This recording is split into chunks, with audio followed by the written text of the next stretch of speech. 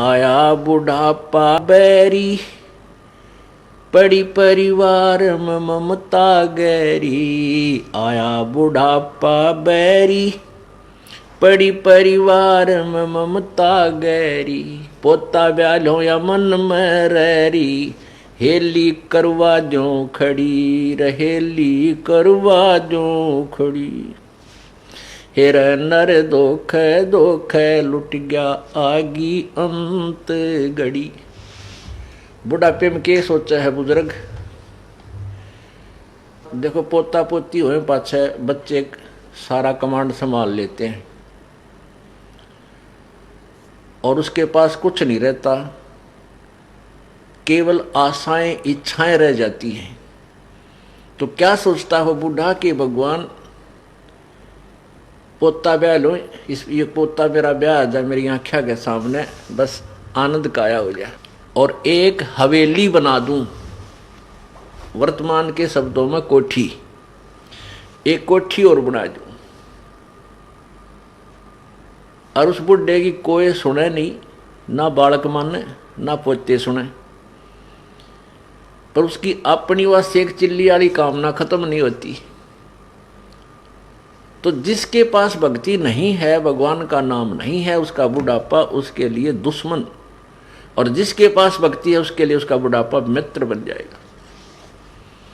क्योंकि बच्चों को सलाह बड़े बुजुर्ग तब तक देते हैं जब तक वो खुद सोचन समझन योग्य नहीं होते। और ये भी हमें भगवान के तत्व ज्ञान से ये भी हमें पता चल जाता है कि इस बच्चे के भाग्य में जो है वही मिलेगा। ना तेरे चीचू करने तक वो कंपत्ति होगा और ना ही किसी और तरीके से। हाँ, तरीका एक है कि ये बच्चा तेरे वाला यदि भगवान से जुड़ जावे तो परमात्मा फिर इसकी आपत्तियों को हल्का करने लग जाएगा।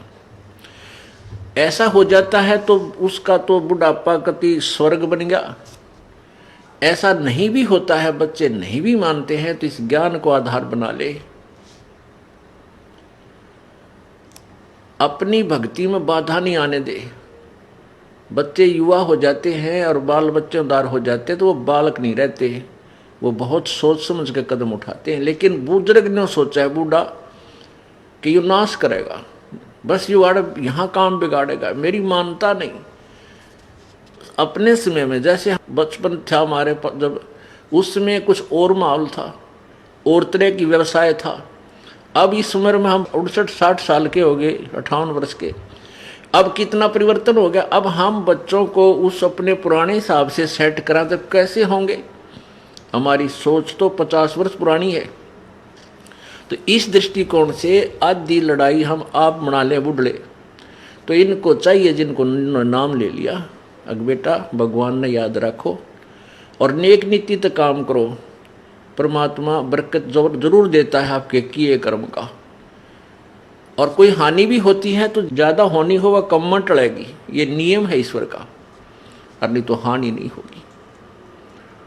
तो इस तरह विचार करके अपनी भक्ति करता रहे। बच्चे कोई सलाह मांगे तो जिसी बुद्धि काम करे दे दे, बेटा मेरी तो इतनी बुद्धि काम करे है, और आप बुद्धिमान हो और भी किसी आपके साथी सहयोगी से सलाह करके इस काम को कर लीजिए।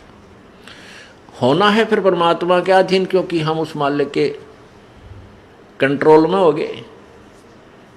अब हमें आउट ऑफ लाइन नहीं जाने देगा परमात्मा। जब हम उसकी शरण में हैं, उसके उपदेश ले लिया है, उसके नियमों का पालन कर रहे हैं, तो वो परमेश्वर हमें बिल्कुल ठीक लाइन पर चलाएगा, बाहर नहीं जाने देगा।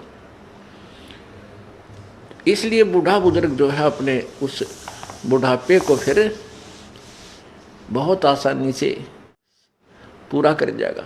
नहीं तो ये शत्रु है, आया बुढ़ापा बैरी। जितना वृद्ध होता जाएगा, क्योंकि 2 बेटे 2 बेटी, फिर उनका 2-2 3-3 संतान है। अब पोते के गड़बड़ होगी तो बूढ़ा दुखी, पोती का होगी तो बूढ़ा दुखी, बेटी का होगी तो बुजुर्ग बुढ़िया दुखी हैं। तो कितनी कहाँ तक की आपत्तियाँ आने के लिए रास्ते खुल गए। और भगवान की भक्ति में जुट जा खूब डट के, और फिर ये भी होगा कि राम नाम पर जुड़ गए तो निश्चिंत हो गए, जो नाम पर नहीं लगे हैं तो संतोष हो जाएगा, भाई अपना कर्म मिलेगा बच्चे को, थोड़ा दुख होगा घना नहीं होगा। तो इस प्रकार हम अपने इस जीवन को सफल करेंगे।